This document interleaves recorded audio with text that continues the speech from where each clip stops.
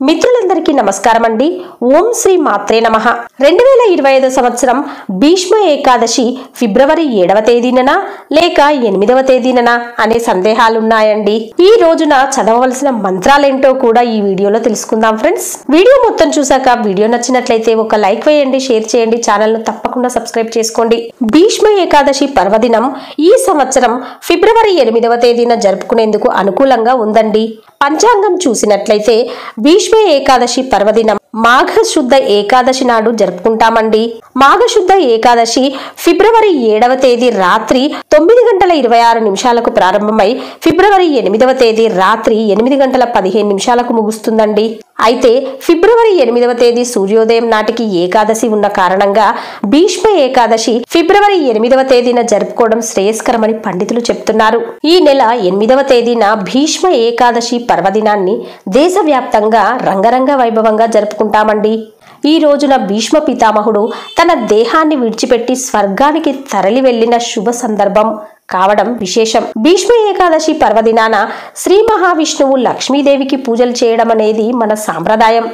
ఈ రోజున అనేక శుభకార్యాలు సైతం ప్రారంభించడానికి అనుకూలమైన రోజు.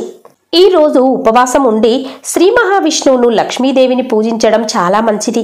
దీని వలన జీవితంలోని పాపాలను వదిలించుకోవడానికి ఏకాదశి ఉపవాసం చాలా పవిత్రమైనదిగా మన పెద్దలు చెప్తారు.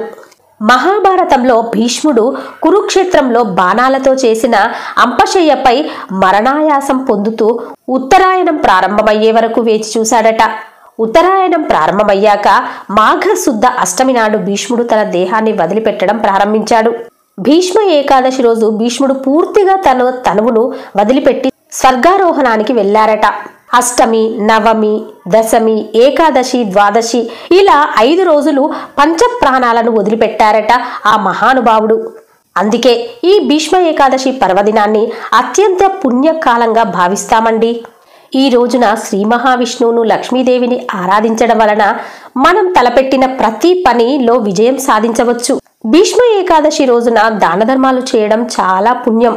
ముఖ్యంగా బ్రాహ్మణులకు గోదానం చేయడం, ఈ రోజు బీదలకు అన్నదానం చేయడం, వస్త్రదానం చేయడం ద్వారా పుణ్యగతులు పొందే అవకాశం ఉందండి. బట్టలు, డబ్బు, ఆహారము, అవసరమైన వస్తువులను దానం చేయడం ఎంతో శుభప్రదం. భీష్మ ఏకాదశిని జయ ఏకాదశి అని కూడా పిలుస్తామండి. భీష్మ ఏకాదశి లేదా ఈ జయ ఏకాదశి రోజున చేయవలసిన పనులు, చేయకూడని పనులు ఏంటో తెలుసుకుందాం ఫ్రెండ్స్. ఏకాదశి రోజున విష్ణు సహస్రనామ స్తోత్ర పారాయణం చేయడం చాలా శుభప్రదం. ఈ రోజు మనమంతా సత్ప్రవర్తనతో మెలగాలి, ఎవ్వరిని బాధ పెట్టకూడదు. ఉపవాసం ఉండలేని వాళ్ళు ఈ రోజున విష్ణువు, లక్ష్మీదేవిని పూజించి సాత్విక ఆహారం తీసుకుంటే సరిపోతుంది. ఇతరుల గురించి చెడుగా మాట్లాడకూడదండి. భీష్మ ఏకాదశి రోజున ఎవరిని మోసం చేయకూడదు, అబద్ధాలు ఆడకూడదు, జూదం లాంటి ఆటలు ఆడకూడదు. ఈ రోజున వెల్లుల్లి, ఉల్లిపాయ, వంకాయ, మాంసము, మద్యము, తమలపాకు, పొగాకు మొదలైనవి కూడదండి. ఇక మనమంతా ఫిబ్రవరి 8వ తేదీన ఆ భీష్మ మహానుభావుణ్ణి, అంటే మహాభారతం ప్రారంభం నుండి అంతం వరకు ఉన్న ఆ త్యాగశీలిని స్మరించుకుంటూ ఏకాదశి ఉపవాసం ఉంటూ ఆ లక్ష్మీనారాయణుల కృపకు పాత్రలు అవుతూ పుణ్యాన్ని పొందుదామండి. సర్వే జన సుఖినో భవంతు, లోకా సమస్త సుఖినో భవంతు. ఓకే ఫ్రెండ్స్, మీకు కనుక ఈ వీడియో నచ్చినట్లయితే ఒక లైక్ వేయండి, షేర్ చేయండి, ఛానల్ని తప్పకుండా సబ్స్క్రైబ్ చేయండి. అలాగే బెల్ బటన్ యాక్టివేట్ చేసుకోండి ఫ్రెండ్స్. అప్పుడే నేను చేసే ప్రతి లేటెస్ట్ వీడియో మీ మొబైల్కి నోటిఫికేషన్ రూపంలో వస్తుంది. ఉంటానండి. Thank you for watching.